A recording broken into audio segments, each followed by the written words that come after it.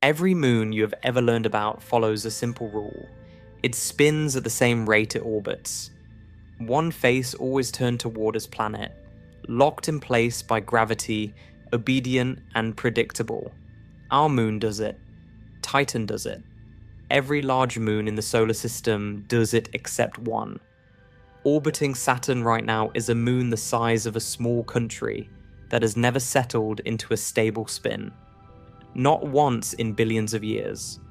Every time scientists measure its orientation, it has changed. Every time a spacecraft returns to photograph it, the surface has rotated into an arrangement no model predicted. Its name is Hyperion. And the reason it tumbles is far stranger than simply being oddly shaped. It is a moon that gravity itself cannot tame. If this kind of deep science fascinates you, a like and a subscribe genuinely help this channel keep making them. Also, we're now live on Spotify. The link's in the description if you'd like to listen to us wherever you are. Now, are you comfortable? Let's begin. There is a rule in our solar system so consistent that most astronomers barely think about anymore. Every large moon, without exception, rotates at exactly the same rate it orbits its planet. One full spin for every trip around. Always the same face pointed inward. Always the same hemisphere hidden from the planet's sky. This is not a tendency. It is not a statistical pattern that holds most of the time. It is absolute. Among the major moons of our solar system, every single one has reached this state. The process that brings them there is so reliable and so well understood that planetary scientists treat it the way structural engineers treat the downward pull of mass. It is the background. It is assumed. It is the default behavior of moons everywhere. Our moon does this.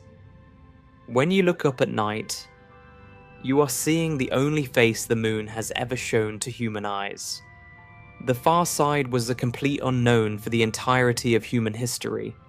No astronomer, no philosopher, no civilization had ever glimpsed it, because the moon turns so precisely in lockstep with its orbit around Earth that the far side never swings into view. It was not until 1959, when the Soviet spacecraft Luna 3 photographed the hidden hemisphere, that anyone learned what was on the other side. The moon's rotation period matches its orbital period to a precision that has held for over 4 billion years. This behavior has a name. Scientists call it synchronous rotation. Others call it tidal locking. The name matters less than the mechanism behind it, because the mechanism is what makes it so universal. Here is how it works. Every planet exerts a gravitational pull on its moons.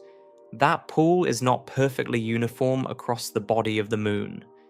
The near side, the side closer to the planet, feels a slightly stronger gravitational force than the far side. This difference in force across the diameter of the moon creates what physicists call a tidal force. It stretches the moon very slightly along the line connecting it to the planet, raising a subtle bulge on both the near side and the far side. The deformation is tiny. On a moon hundreds of kilometers wide, the distortion might amount to only a few meters, but it is physically real, and it has consequences that play out over timescales no human civilization has ever witnessed. If the moon is spinning faster than it orbits, which virtually every moon does when it first forms, that tidal bulge is carried slightly ahead of the direct line to the planet. The planet's gravity pulls backward on the misaligned bulge, applying a torque that acts as a brake. Slowly, relentlessly, orbit after orbit, eon after eon, the moon decelerates until the rotation period matches the orbital period exactly. At that point, the tidal bulge locks into permanent alignment with the planet.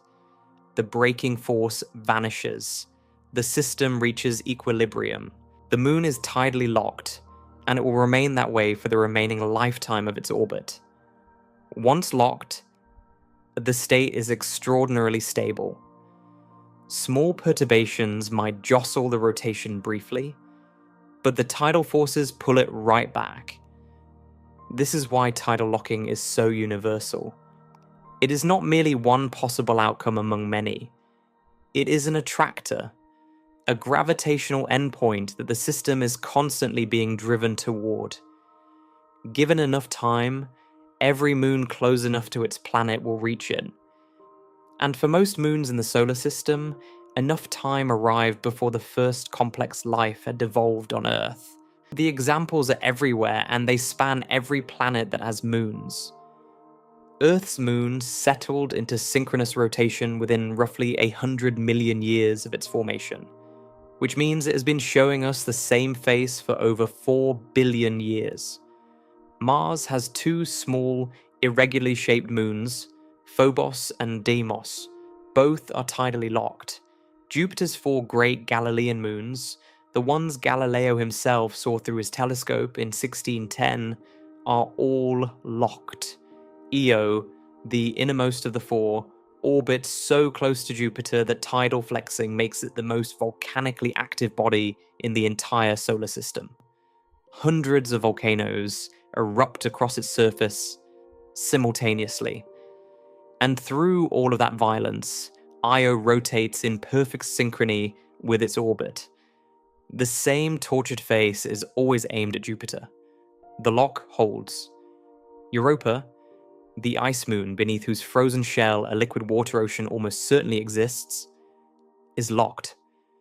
Ganymede, the largest moon in the entire solar system, a bit bigger than the planet Mercury, is locked.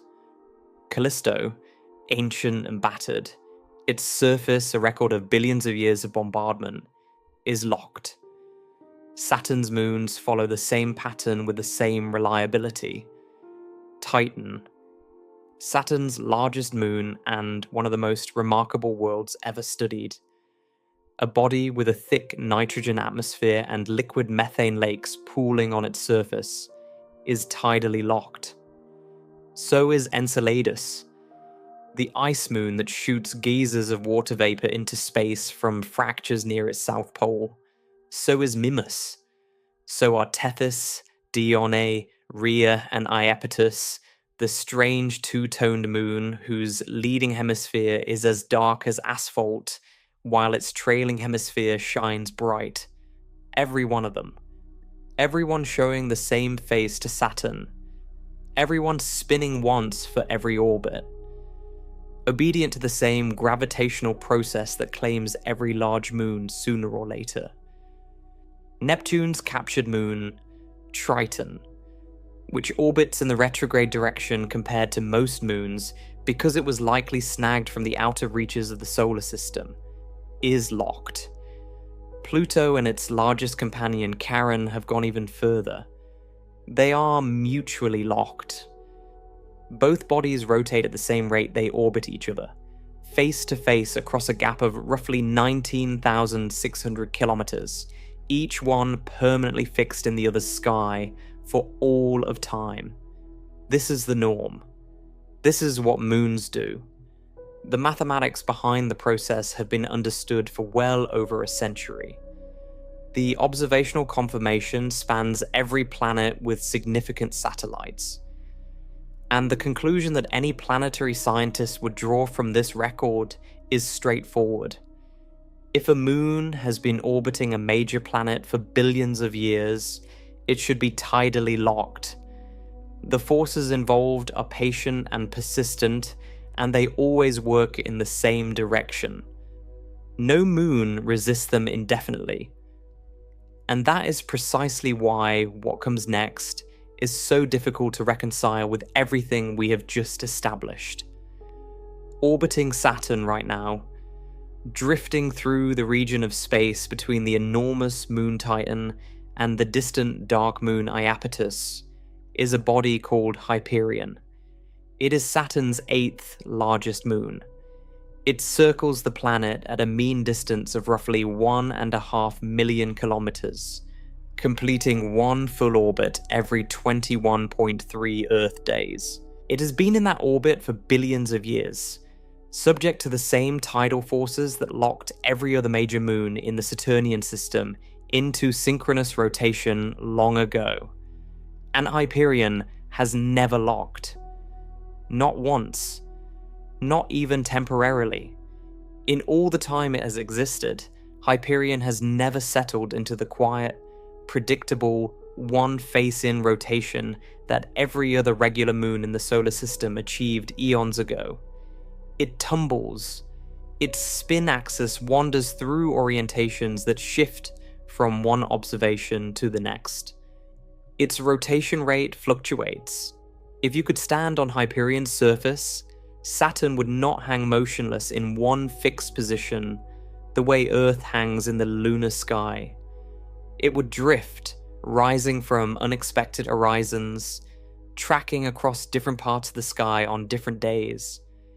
The experience would be disorienting in a way no other major moon could replicate, because on every other major moon, the host planet's position is permanent.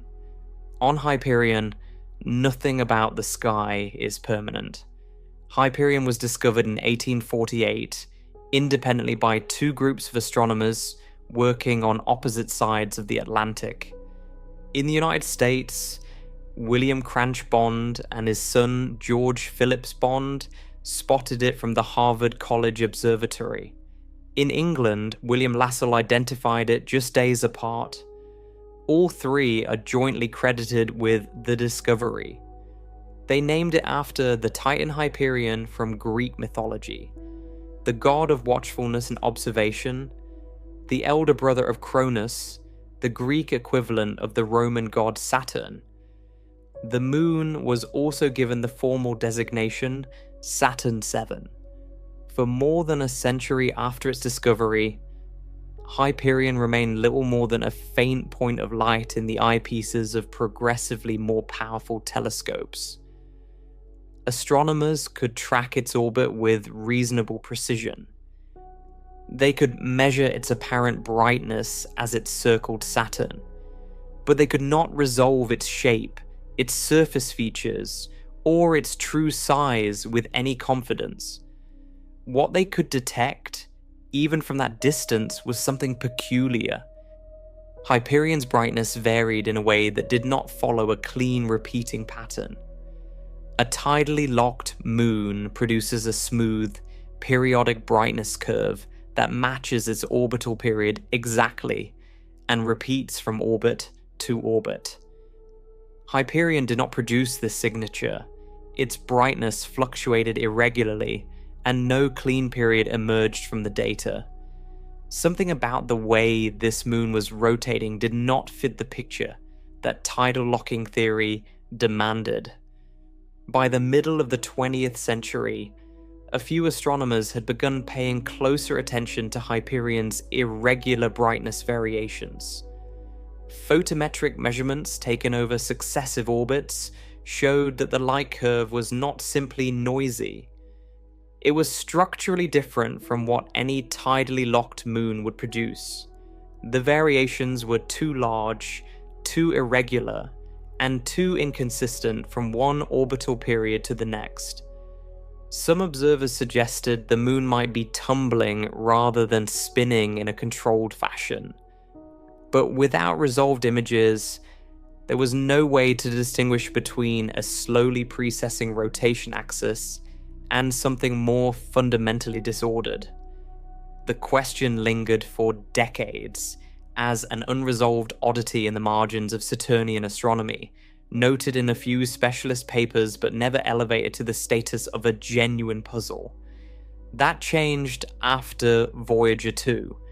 Once the images revealed Hyperion's extreme shape, the irregular light curve suddenly made sense as a potential symptom of something deeper. A body that lopsided, rotating in any fashion, would produce brightness variations that depended sensitively on which face happened to be pointing toward the observer at any given moment. And if the rotation itself was unstable, the light curve would never repeat. The shape and the photometry were telling the same story. The first real opportunity to see Hyperion up close came in August of 1981, when NASA's Voyager 2 spacecraft passed through the Saturn system on its grand tour of the outer planets. Voyager 2 photographed Hyperion, though only from a considerable distance and with limited resolution. But even in those early images, Hyperion was immediately and obviously strange. It did not look like a moon in the conventional sense. It did not look like the gravitationally rounded, cratered spheres that populate the moon families of Jupiter and Saturn. It looked like a piece of something that had been broken apart, not a whole object, but a surviving chunk of one. Its shape was deeply irregular, elongated along one axis, flattened and angular, with no trace of the spherical symmetry that gravity imposes on bodies large enough to pull themselves into a round shape. The reaction among scientists at the Jet Propulsion Laboratory was immediate. They had spent years studying the moons of Jupiter during the Voyager flybys of that system, and every major moon they encountered, Io, Europa, Ganymede, Callisto, was round. Battered, yes. Cratered, certainly. Volcanically tortured in the case of Io, but round, gravitationally settled into the shape that physics demands of any body above a certain mass. Hyperion was not. It sat in the images like something left over from a construction project, a piece that had been cut from a larger whole and never finished. The edges were not smooth. The proportions were not balanced. There was no axis of symmetry that a textbook could point to. Scientists who'd spent their careers cataloguing the orderly geometry of planetary bodies found themselves looking at an object that refused to cooperate with any of their categories. What made it worse was the implication. If Hyperion's shape was this irregular, then its gravitational response to Saturn's tidal forces would be nothing like the clean, predictable interaction that governs round moons. The torques acting on this body would be wildly uneven, pulling harder on some parts than others, shifting direction as the moon turned, creating a rotational environment that bore no resemblance to the gentle, stabilizing forces that lock spherical moons into synchronous rotation. The shape was not merely strange, it was a warning that the dynamics of this moon would be strange as well, and within 3 years, the mathematical confirmation would arrive. Later analysis confirmed an object roughly 360 kilometers along its longest axis, about 260 across its middle, and approximately 206 at its narrowest. This was not a gently elongated ellipsoid. It was a profoundly lopsided body, nearly twice as long as it was wide, defying easy geometric description.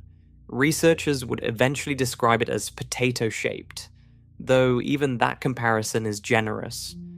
It was the first confirmed non-rounded moon ever discovered, and its shape alone set it apart from every other satellite of comparable size in the solar system. The Voyager 2 images, combined with systematic ground-based brightness measurements collected over the following years, confirmed what the light curve data had been suggesting. A researcher named James Clavetta obtained 13 weeks of careful, continuous photometric observations from telescopes in Chile and Arizona. He applied a mathematical technique called phase dispersion minimization, which is specifically designed to detect hidden periodicities buried within noisy data. If Hyperion's rotation contained any repeating component, any underlying rhythm, however faint, this technique would have found it. It found none. The rotation was not periodic. It was not approaching periodicity. The data was entirely consistent with a rotation state that never repeated, and this result matched a prediction made just a few years earlier by 3 physicists whose mathematical analysis of Hyperion's spin dynamics had arrived at a conclusion that startled the planetary science community.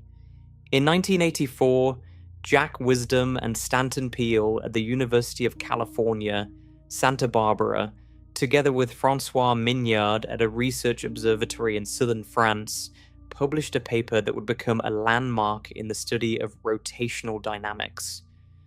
Using the measured shape of Hyperion from the Voyager 2 images and the known eccentricity of its orbit, they constructed a mathematical model of how the moon should spin under Saturn's gravitational influence.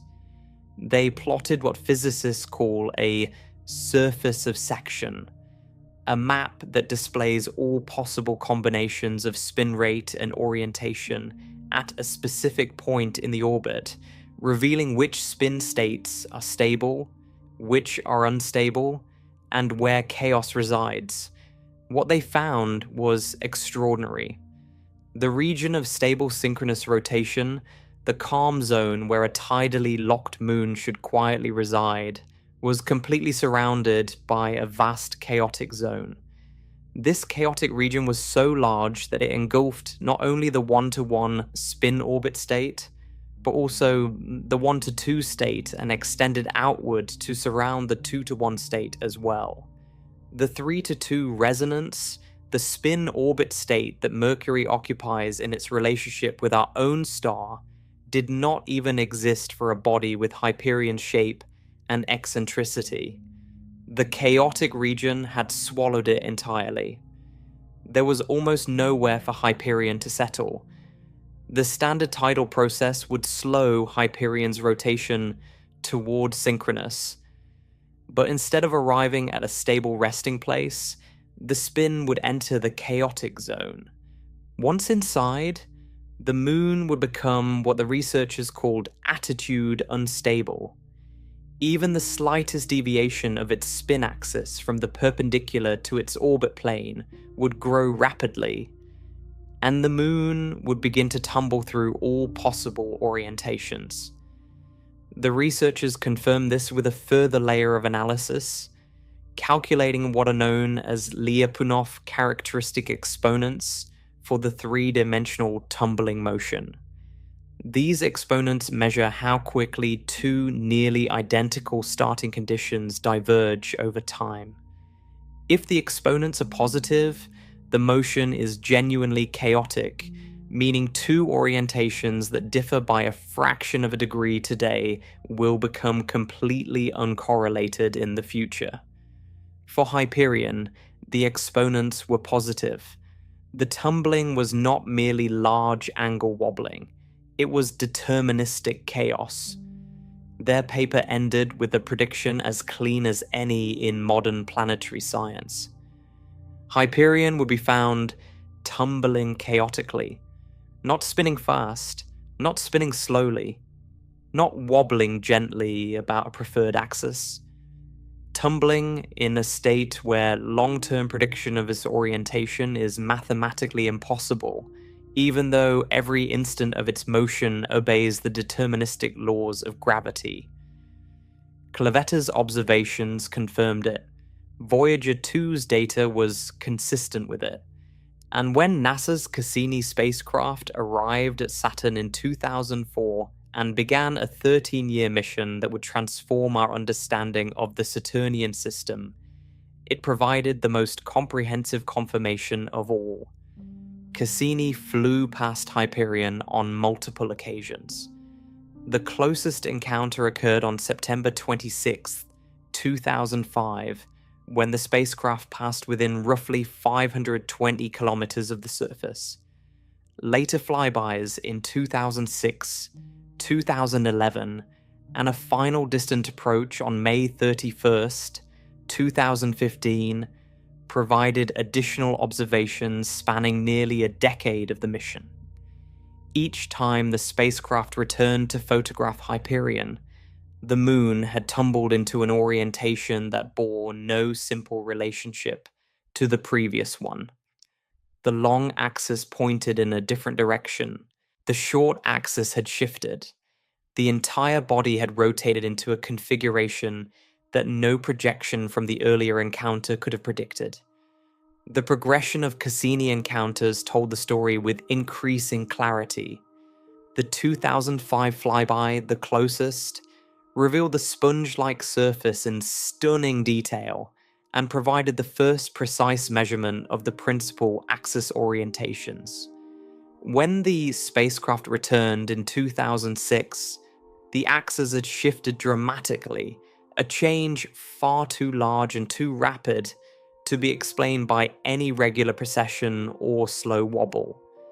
The 2011 encounter showed yet another configuration, and the final distant approach in 2015 confirmed what every previous flyby had suggested.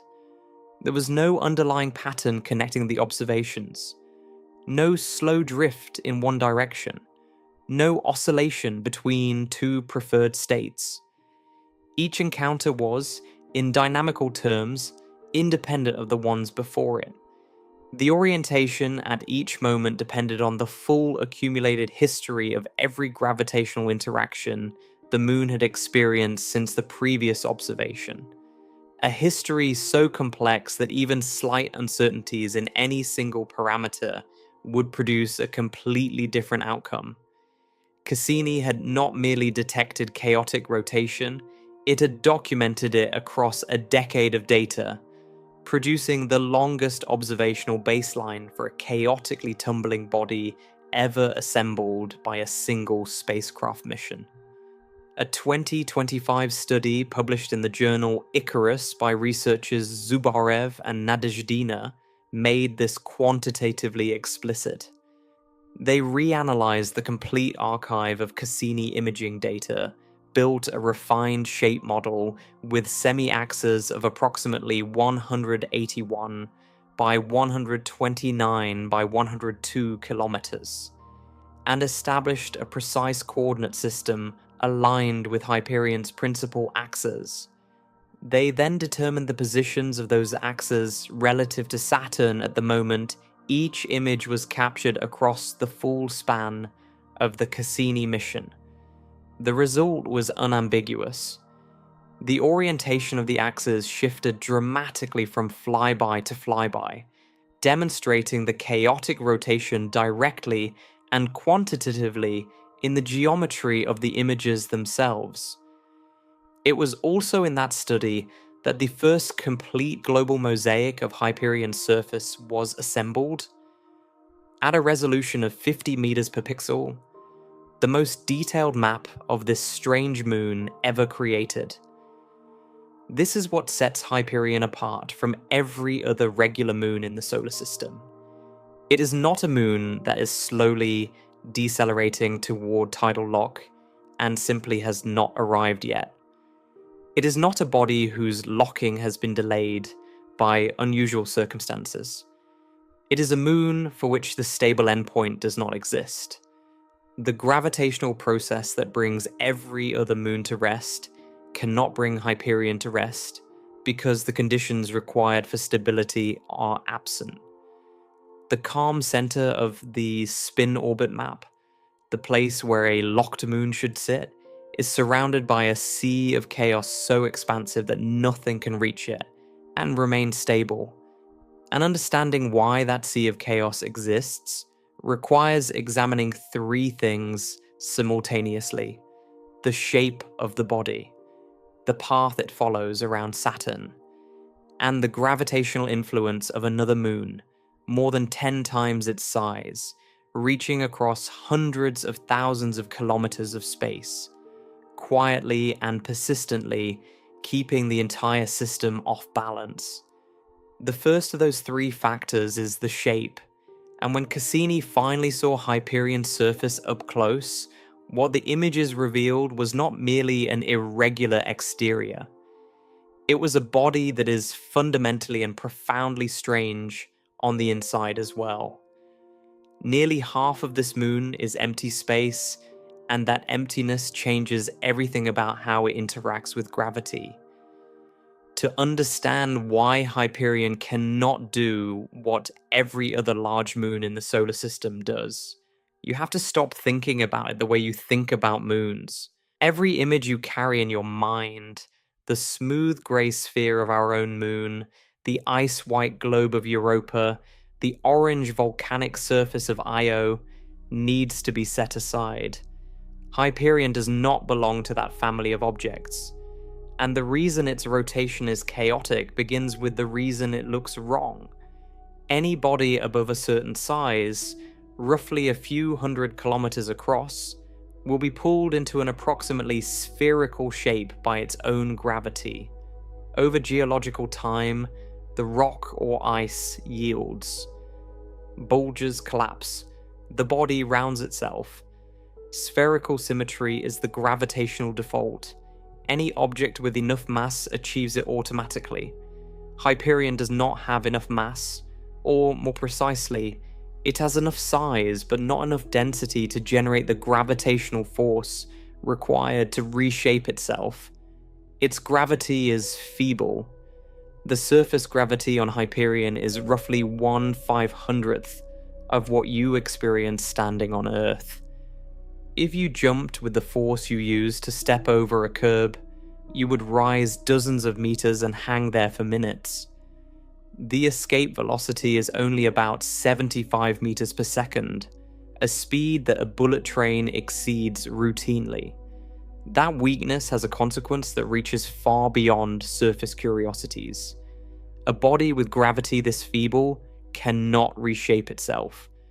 Whatever form it was left in after its last major disruption, that is the form it keeps.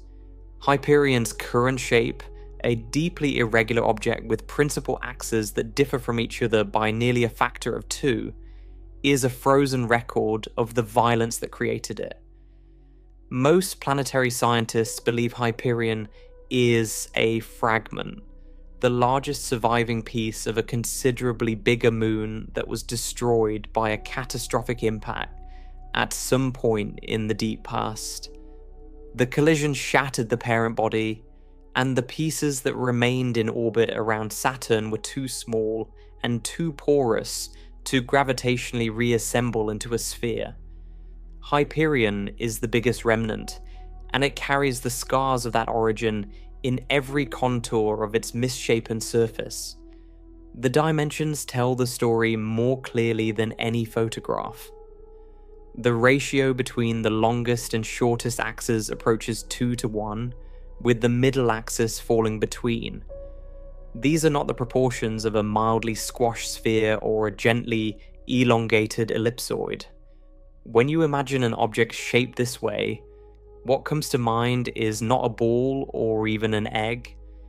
It is something deeply oblong, a body that has a clearly defined long end and a clearly defined short end.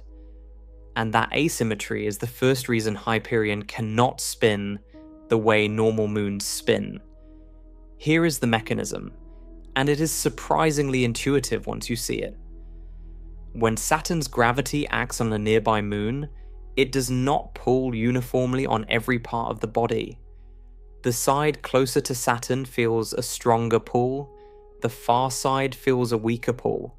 If the moon is perfectly spherical, these differences in force produce a tidal bulge, a gentle deformation we discussed earlier, but the net torque on the overall rotation is 0 when the body is in synchronous rotation.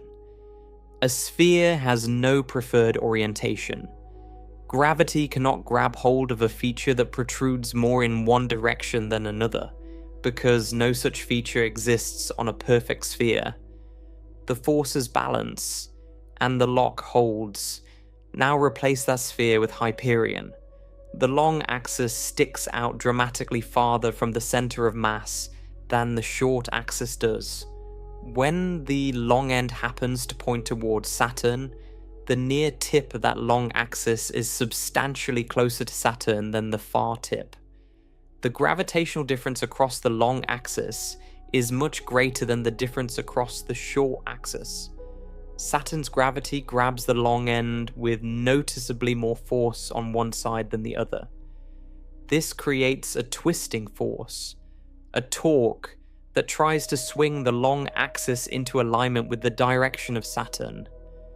So far, this sounds like it should help achieve tidal locking, and for a nearly spherical body on a circular orbit, it does. That restoring torque is exactly what keeps a tidally locked moon locked, constantly pulling the long axis back toward the planet whenever it drifts out of alignment. But Hyperion's shape is so extreme that the torque does not behave the way it does on a mildly elongated body. For a nearly spherical moon, the torque produces gentle, easily damped oscillations around the synchronous state. For Hyperion, the torque swings are violent. Instead of gently nudging the long axis back towards Saturn, the torque yanks it past the equilibrium, spins it too far, and then yanks it back with equal violence in the opposite direction. The oscillations do not damp down into a calm, resting state. They grow. They interact with the orbital motion. And when combined with the eccentricity of the orbit, which we will examine in detail later, they generate the chaotic zone that Wisdom and his colleagues mapped in 1984. Think of it this way. If you spin a ball on a smooth floor, it rotates cleanly. The symmetry of its shape means that no direction of rotation is preferred. No axis is more stable than another. The ball can spin in any orientation, and it will continue doing so smoothly until friction brings it to a stop. Now try spinning an elongated, deeply irregular rock on the same floor. The rock does not spin cleanly. It wobbles. It lurches. The center of mass is offset from the geometric center. One end is heavier or longer than the other. The forces acting on different parts of the body during each rotation are unequal, and the result is a tumbling, ungainly motion that never settles into a steady state. You could spin that same rock 100 times and never see exactly the same tumbling pattern twice. That is, at the most basic level, what is happening to Hyperion. Its shape makes steady rotation inherently unstable. But the shape alone does not fully explain the chaos. Many objects in the solar system are irregularly shaped. Most of the asteroids in the main belt are far from spherical. Saturn's moon, Phoebe, which orbits much farther out than Hyperion and is somewhat smaller, has an irregular shape as well. Yet Phoebe is not tumbling chaotically. What makes Hyperion's situation unique is that its extreme shape is combined with other factors, orbital and gravitational, that amplify the instability beyond what shape alone would produce.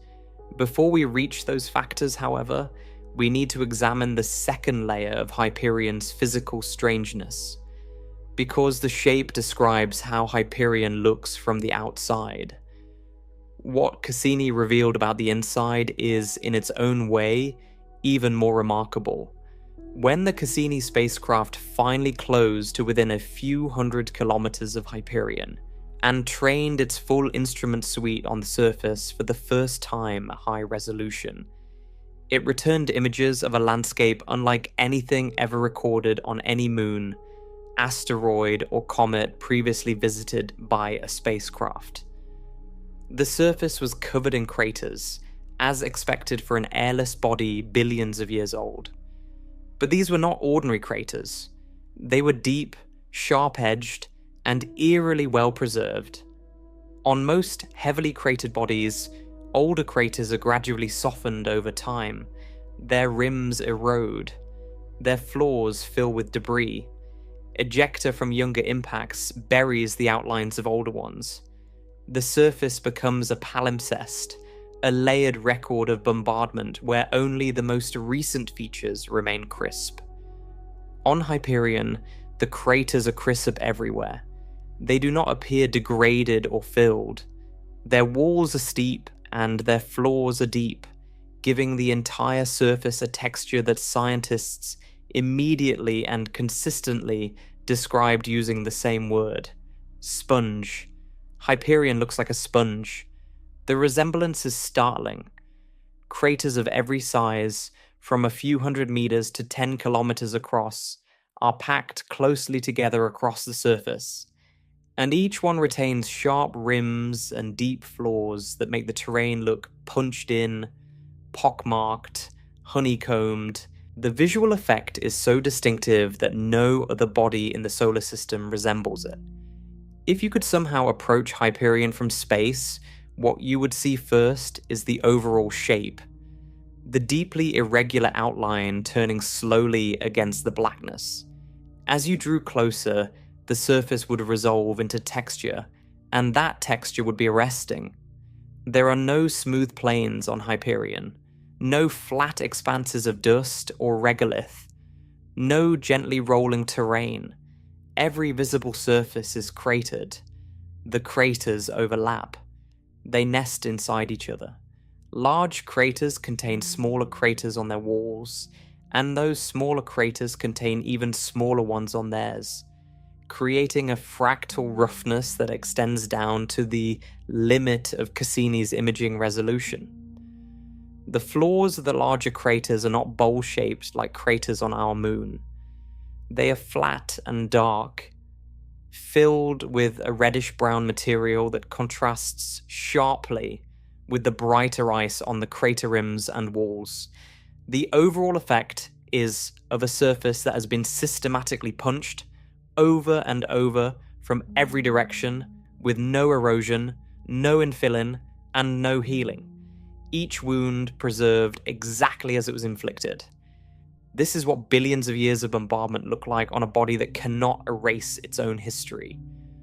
On our moon, on Mercury, on Callisto, the surface tells a story that has been partially overwritten by geological processes. On Hyperion, the full record is exposed. Every impact, from the earliest epochs of the solar system to the most recent micrometeorite strike, has left its mark, and none of those marks has faded. The surface is an open archive, written in craters, never redacted.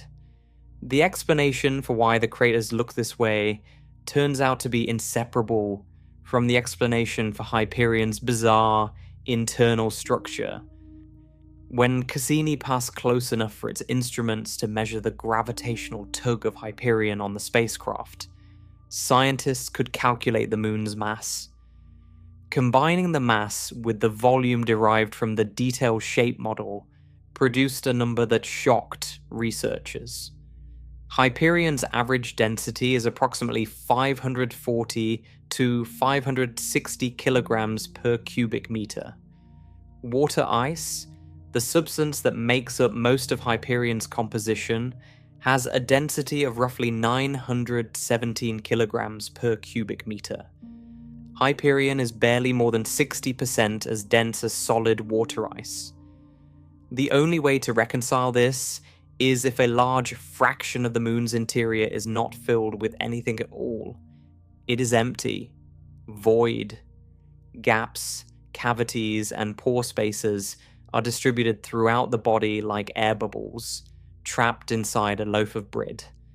The calculated porosity is approximately 40 to 46%.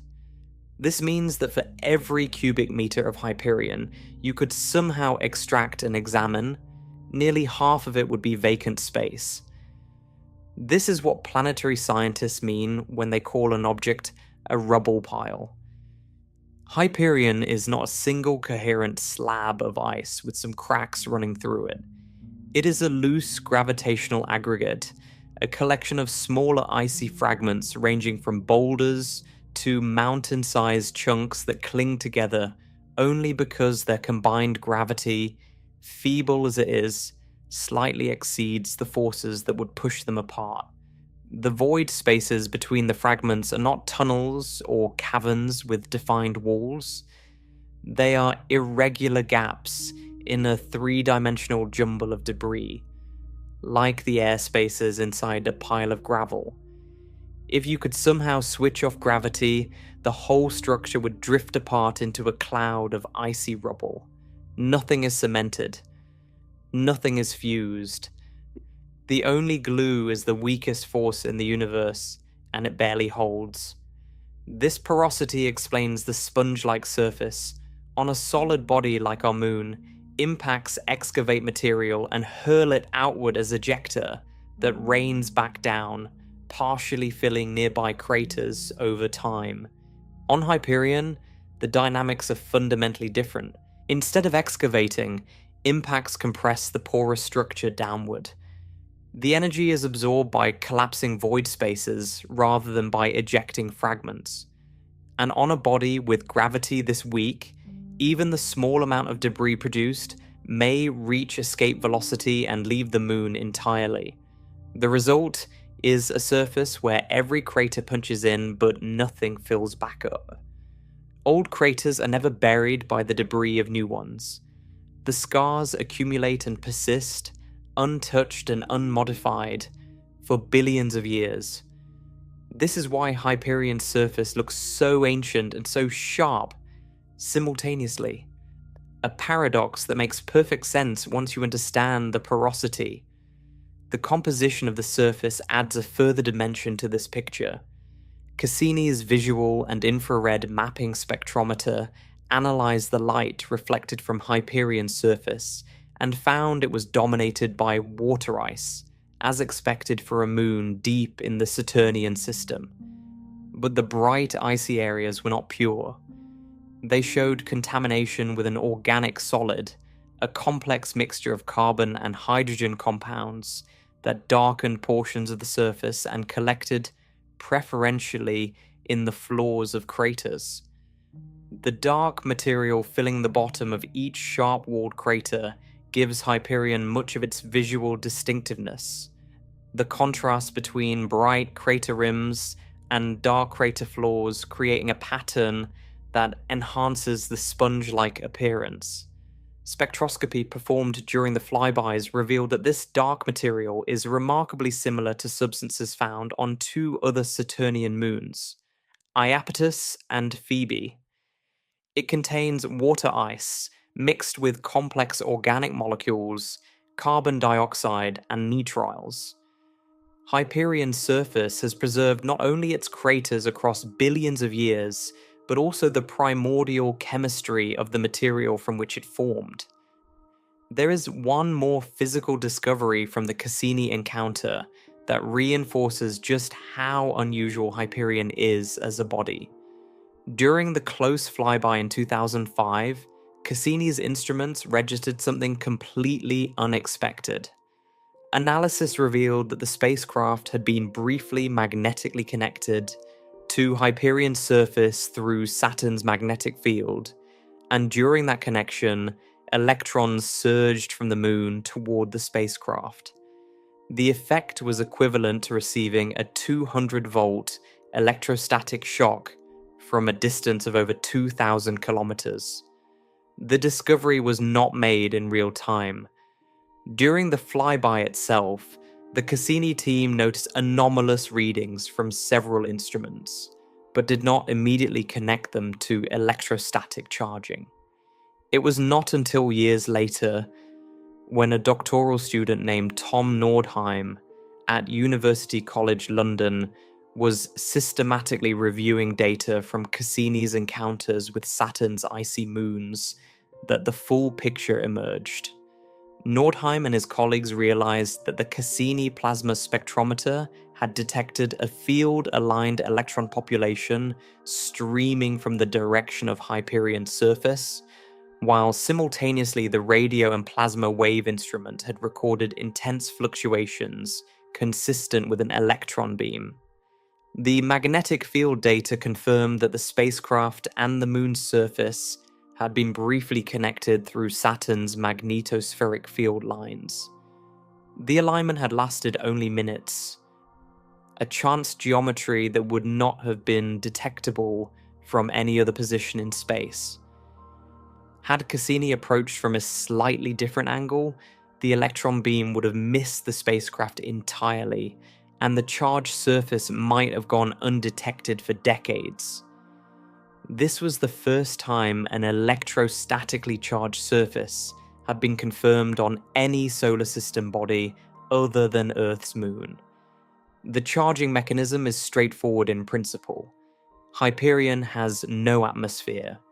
Its surface is directly exposed to ultraviolet radiation from the distant star the system orbits, and to the charged particles flowing through Saturn's magnetosphere. That bombardment strips electrons from some surface materials and deposits them on others, building up regions of net positive or net negative charge. On our own moon, this process has been studied extensively, and it is known to affect the behavior of fine dust particles on the surface. But nobody had expected to detect it so dramatically at Hyperion, and nobody had anticipated that the charge buildup would be strong enough to produce a detectable electron beam across thousands of kilometers of space.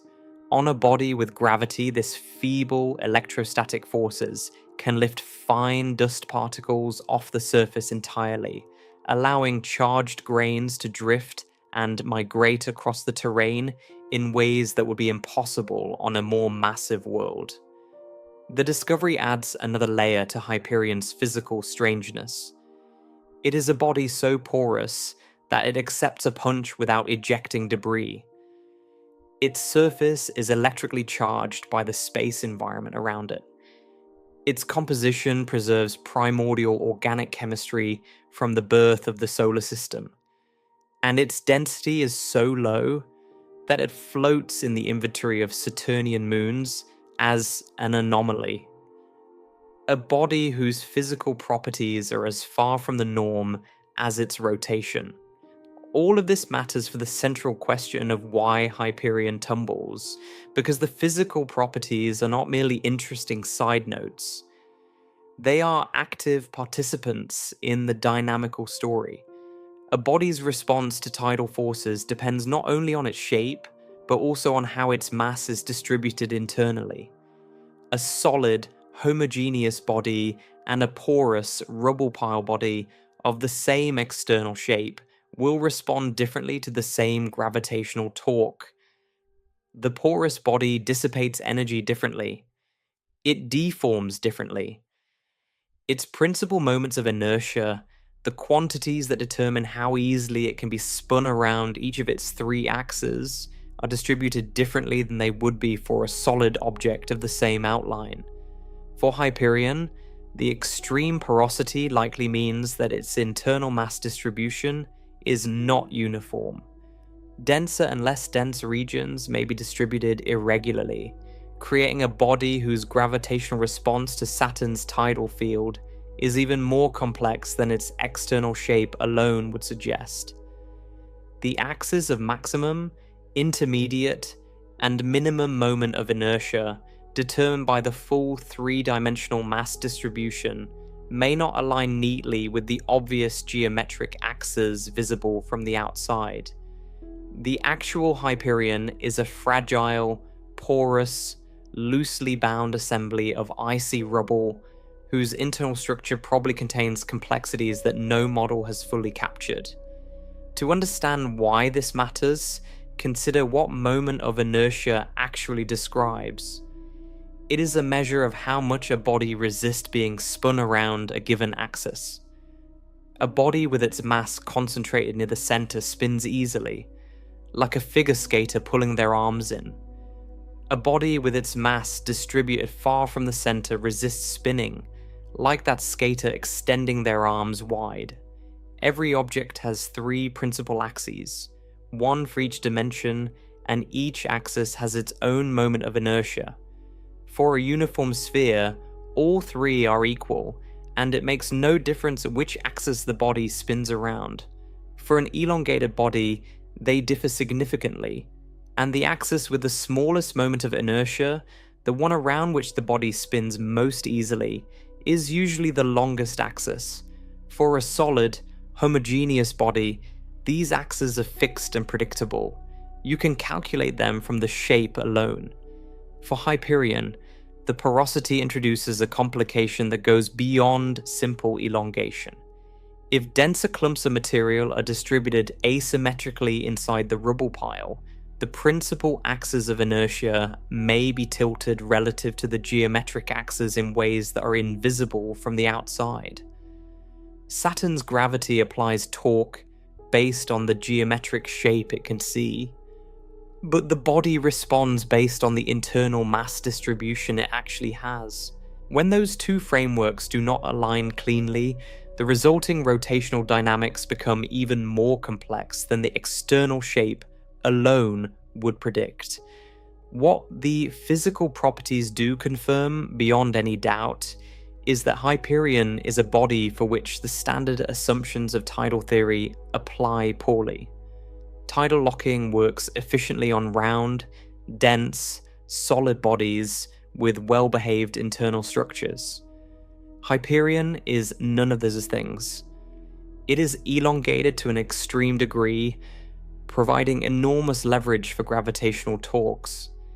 It is porous to an extraordinary extent, meaning its internal mass distribution may deviate significantly from what its outline suggests. And its density is so low that the tidal forces, while real, interact with a body that is structurally closer to a loosely packed snowball than to the solid, competent worlds we usually associate with the word moon. None of this means that Hyperion is exempt from tidal forces. Saturn still pulls on it. The differential force across its diameter still applies torque. The physics has not changed. But the body on which that physics operates is so different from a typical moon that the outcome of the process is fundamentally altered. On a round, solid moon, tidal braking leads smoothly and inevitably to synchronous lock. On Hyperion, the same process drives the spin not toward a stable endpoint, but into the chaotic zone that the 1984 analysis revealed. The shape provides the lever. The porosity complicates the response. And the orbit, which we have not yet examined in detail, provides the final critical ingredient. Because there is a factor beyond Hyperion's physical body that transforms the situation from difficult to impossible. If Hyperion orbited Saturn on a perfectly circular path, maintaining a constant distance from the planet at every point in its orbit, the gravitational torque would at least be consistent in its strength, even if the moon's shape made it uneven in its direction. A constant torque, even a complex one, can sometimes be overcome. A body can settle into a pattern that, while unusual, is at least predictable. But Hyperion's orbit is not circular.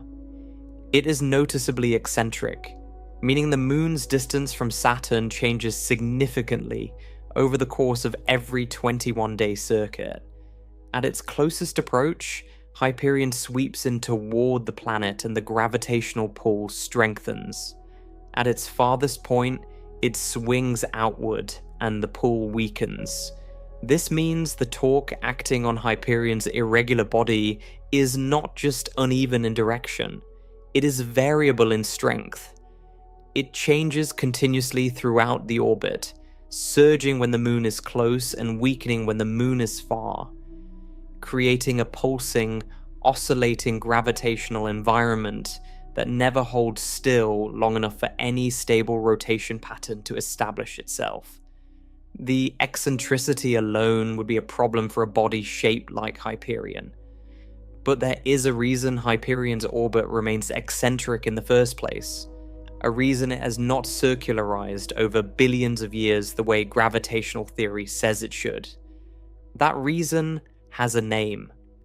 It is the largest moon in the Saturnian system, thousands of times more massive than Hyperion, orbiting closer to Saturn and exerting a gravitational influence that reaches across hundreds of thousands of kilometers of space to keep Hyperion permanently off balance. That moon is Titan, and its role in this story is not a footnote. It is the keystone. Everything we have examined so far, the relentless irregularity of Hyperion's shape, the porosity that hollows out its interior, The extreme disparity between its principal axes explains why this moon is a difficult target for tidal forces. But difficulty is not the same as impossibility. The solar system contains many irregularly shaped bodies that have nonetheless settled into predictable, repeating rotation states. Most asteroids, despite being far from spherical, spin in stable patterns that can be tracked and forecast with confidence over long timescales. Even some of Saturn's smaller, more distant moons, which are comparably lopsided, manage to maintain orderly rotations. Shape alone places Hyperion at a disadvantage. What pushes it across the line from disadvantage into genuine chaos is the path it follows around Saturn.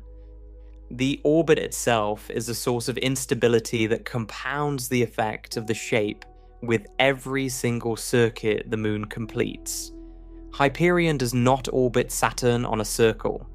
Its path is an ellipse, noticeably elongated, with an eccentricity of approximately 0.1.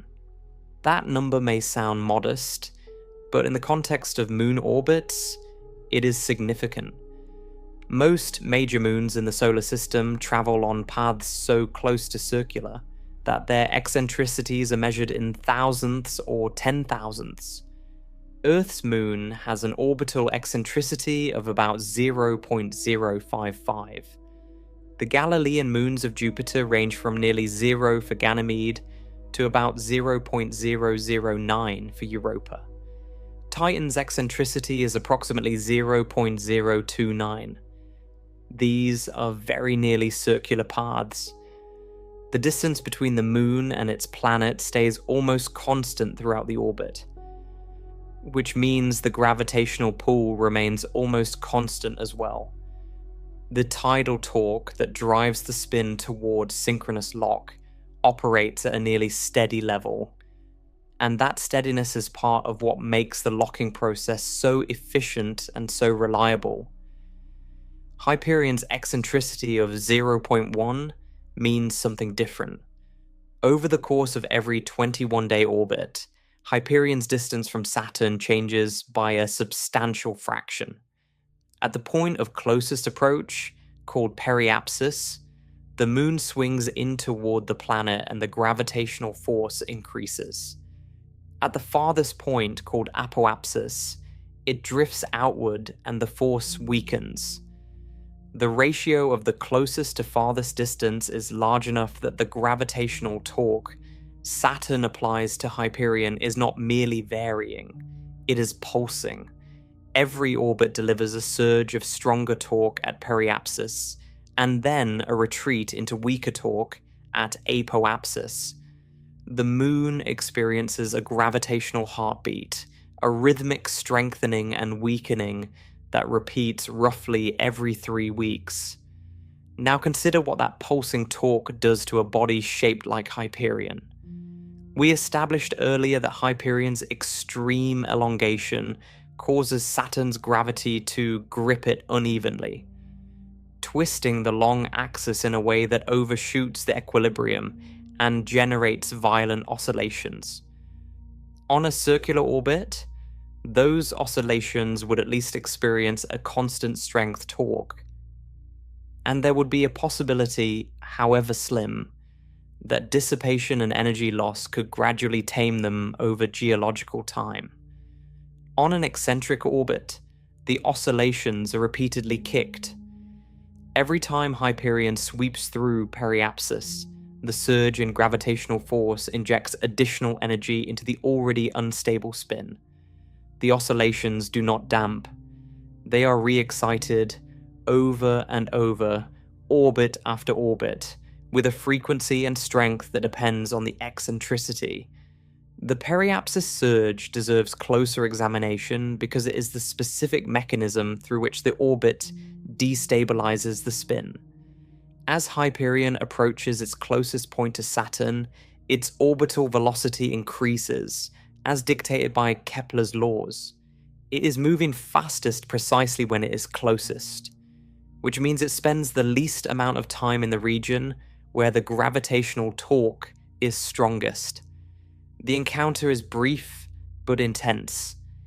Saturn's gravity clamps down on the moon's irregular shape, yanking the long axis with a force that is substantially stronger than the average torque experienced over the rest of the orbit. If the long axis happens to be pointing roughly towards Saturn at that moment, the torque pulls it into tighter alignment. If it is pointing away or at an angle, the torque wrenches it in the opposite direction. The outcome depends entirely on the precise orientation at the instant of closest approach. The problem is that the orientation at periapsis is itself a product of everything that happened during the preceding orbit. Every small wobble, every slight variation in the spin rate during the lower torque portions of the orbit accumulates into an orientation at periapsis that cannot be predicted without tracking the full rotational history with perfect precision. And the kick delivered at periapsis then determines the starting conditions for the next orbit's rotation, which determines the next periapsis orientation, which determines the next kick. Each orbit's periapsis encounter is a pivot point where small differences are amplified into large consequences. A gravitational ratchet that tightens the chaos with every pass and never lets go. This interaction between shape-driven torque and orbit-driven pulsing is the core dynamical engine behind Hyperion's chaotic rotation. It is not one factor or the other. It is their combination, the product of an irregularly shaped body following an eccentric path around a massive planet, that creates the conditions under which stable rotation becomes mathematically inaccessible. There is a way to visualize this that captures the essential structure. Imagine a landscape of hills and valleys. The valleys represent stable rotation states. The hills represent unstable regions. For a nearly spherical moon on a nearly circular orbit, the landscape has deep, well-defined valleys, and the synchronous state sits at the bottom of the deepest one. For a body shaped like Hyperion on a circular orbit, the valleys become shallower and the hills steeper. The landscape is less friendly, but still navigable. Now add eccentricity. The effect of an eccentric orbit is to shake the entire landscape back and forth with every orbital period. The valleys oscillate. Their walls shift. Their floors tilt. A spin state that was sitting comfortably in a valley at one point in the orbit finds the valley walls moving away from it at another point, leaving it exposed on a hillside with no stable footing. The stronger the eccentricity, the more violent the shaking. At some critical combination of shape and eccentricity, the valleys effectively disappear. The landscape becomes a churning surface of rising and falling terrain, where no position remains stable for more than a few orbital periods. For Hyperion, the combination of shape asphericity and orbital eccentricity places the system well past that critical threshold. The valleys that correspond to synchronous rotation and to the nearest resonant states have been destroyed. The spin has nowhere to go. It wanders across the chaotic landscape, driven by forces that change magnitude and direction continuously, never finding a resting place because no resting place exists. This raises an immediate question. Why does Hyperion's orbit remain eccentric? Tidal dissipation, the same process that drives moons towards synchronous rotation, also acts to circularize orbits over time. For most moons, this is exactly what happened. Their orbits circularized long ago, contributing to the stable conditions under which tidal locking was achieved. If Hyperion's orbit had circularized as expected, the pulsing torque would have subsided, the chaotic zone would have shrunk, and the moon might have eventually found its way into a stable spin state. But the orbit did not circularize. Something has been actively maintaining Hyperion's eccentricity against the natural tendency toward roundness. pumping energy into the orbital shape at a rate sufficient to offset billions of years of tidal damping. That something is not a mystery. It has been identified, measured, and modeled in detail. It is the gravitational influence of Titan. Titan is the dominant moon of the Saturnian system, accounting for more than 96% of the total mass orbiting Saturn. With a diameter of 5,150 kilometers, it is larger than Mercury and orbits interior to Hyperion at a mean distance of roughly 1,222,000 kilometers. Its effect on Hyperion is not passive. It is direct, specific, and dynamically critical. Titan and Hyperion are locked in what planetary scientists call a mean motion resonance. Specifically, they occupy a 4:3 orbital resonance. This means that for every 4 orbits Titan completes around Saturn, Hyperion completes exactly 3. The orbital periods are synchronized in this precise integer ratio, and this synchronization is not a coincidence. It is maintained by gravitational interactions between the two moons that have persisted for a very long time. The resonance was not present from the beginning. Titan has been slowly migrating outward from Saturn over billions of years, driven by tidal interactions with the planet itself. As Titan drifted outward, it eventually reached a distance where its orbital period fell into the 4:3 ratio with Hyperion's. Once captured, the resonance locked into place and has held ever since. Mean motion resonances are not uncommon in the solar system.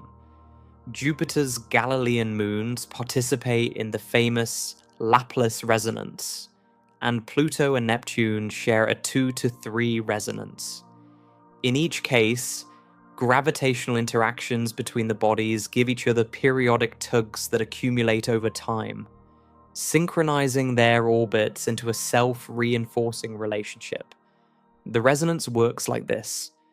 Because Titan orbits faster and closer to Saturn, it periodically catches up to Hyperion.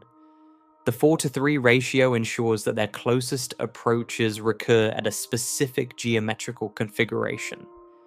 Critically, the closest encounter occurs when Hyperion is near its apoapsis, the farthest point in its orbit from Saturn. This is not an accident of geometry. It is a consequence of the resonance itself. The gravitational nudge that Titan delivers during each close approach affects both moons, but the effect is overwhelmingly asymmetric. Titan is so massive compared to Hyperion, roughly 24,000 times heavier, that Titan's orbit barely registers the encounter, while Hyperion's orbit is substantially altered each time the two moons pass. The nudge from Titan at apoapsis does something very specific to Hyperion's orbital shape. It pushes the eccentricity upward.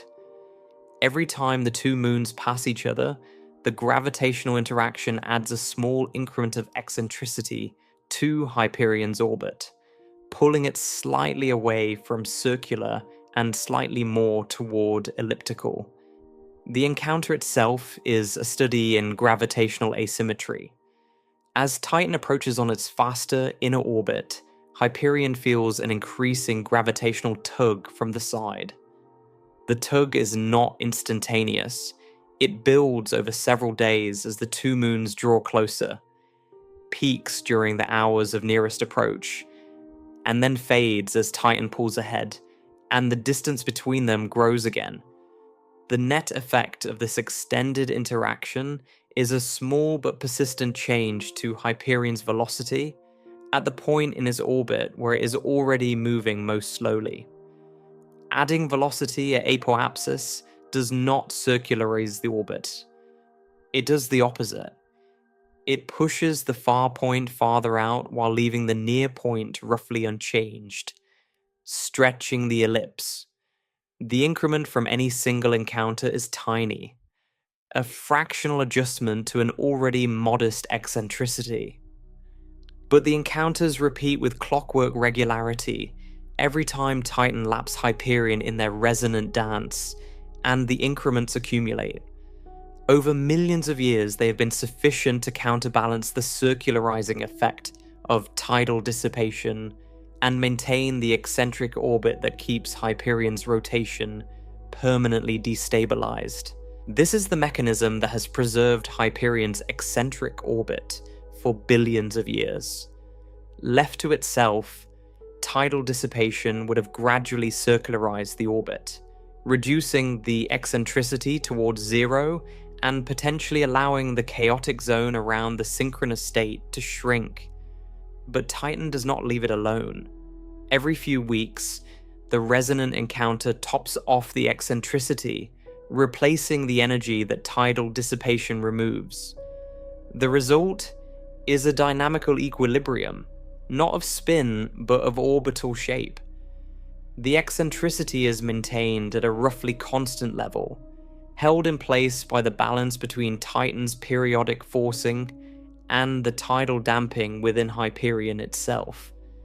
A 2024 study published in the journal Icarus by researchers Max Goldberg and Konstantin Batygin at the California Institute of Technology examined this feedback process in detail. They argued that Hyperion's rapid, irregular rotation actually increases the rate of tidal dissipation within the Moon, because the constantly changing orientation ensures that tidal stresses are distributed across many different axes rather than concentrated along a single direction as they would be in a tidally locked body. The physical reason for this is intuitive once you see it. A tidally locked moon experiences gravitational stress along the same axis, orbit after orbit, century after century. Over time, the interior structure adjusts to that stress. Microfractures settle. The material finds a configuration that accommodates the constant pull, and the amount of energy lost to internal friction drops. The interior has, in a sense, learned the shape of the force acting on it. A tumbling moon never gets that chance. Every rotation brings a new axis of stress. The internal structure is deformed in one direction, then another, through orientations that never repeat in the same sequence. The interior cannot adapt because the demand keeps changing. Every cycle of deformation dissipates energy, and because the cycles never settle into a repeating pattern, the dissipation never diminishes. The moon is perpetually being kneaded from the inside, like dough that is folded and stretched along a different direction with every pass. The energy for that kneading comes from the orbit, which is why the eccentricity drains faster in a tumbling body than in a locked one. This enhanced dissipation creates a steeper drain on orbital eccentricity, which in turn requires a stronger resonant forcing from Titan to maintain. Goldberg and Batygin showed that the system reaches a self-regulating balance. If the eccentricity rises, tidal dissipation increases and pulls it back down. If it falls, the resonant forcing from Titan pushes it back up. The eccentricity oscillates around a value that depends on the specific tidal properties of Hyperion's porous interior, and on the rate at which Titan itself is migrating outward from Saturn due to tidal interactions with the planet. This feedback loop is remarkable because it connects the rotation directly to the orbit, and the orbit directly back to the rotation. Hyperion's chaotic tumbling increases tidal heating, which damps the eccentricity, which would reduce the chaos, but Titan replenishes the eccentricity before it can fall far enough for the chaos to subside. And the ongoing chaos ensures that the dissipation remains high, which requires ongoing replenishment from Titan. The system is self-sustaining. Every element reinforces the others. The chaos feeds the dissipation feeds the eccentricity drain, and Titan feeds the eccentricity back. There is a deeper level to Titan's influence that goes beyond the maintenance of eccentricity. The resonance also affects the timing of the gravitational kicks that Hyperion receives during each orbit. Because the closest approaches happen at a specific point in Hyperion's orbit, the strong tidal surges at periapsis and the resonant nudges from Titan at apoapsis create a pattern of forcing that is not smooth. It is staccato. The Moon experiences alternating bursts of strong and weak gravitational interaction, each one arriving at a different phase of its already unstable rotation. This phased forcing adds additional complexity to the dynamics, introducing frequencies into the torque that interact with the spin frequencies in ways that widen the chaotic zone beyond what eccentricity and shape alone would produce. In the language of dynamical systems theory, the resonance introduces additional forcing frequencies into a system already near the boundary of chaos. When multiple forcing frequencies interact in a nonlinear system, they can overlap in a phenomenon called resonance overlap, which is one of the primary mechanisms for generating chaos in Hamiltonian systems. The 1984 analysis showed that for Hyperion's parameters, the chaotic zone arising from spin-orbit coupling is so wide that it encompasses all the primary spin-orbit resonances except the 2-to-1 state, which remains theoretically stable but is extremely difficult to reach from the chaotic zone surrounding it. Titan's forcing effectively prevents the system from ever approaching that narrow island of stability. It is worth pausing here to appreciate the structural elegance of the trap. The shape creates enormous asymmetric torques. The eccentric orbit pulses those torques in strength with every periapsis passage. Titan maintains the eccentricity against the natural tendency towards circularization, and the resulting chaotic rotation feeds back into the orbit through enhanced tidal dissipation, keeping the system coupled to Titan's forcing. Remove any one of these elements and the system might escape, but all three are present, simultaneously and permanently, and together they create a dynamical prison from which there is no exit.